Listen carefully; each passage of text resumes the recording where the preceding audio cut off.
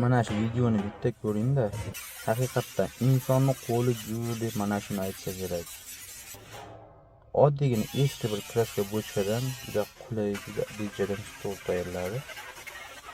Tagida xolodilniklar bilan birgalikda bitta ko'ring.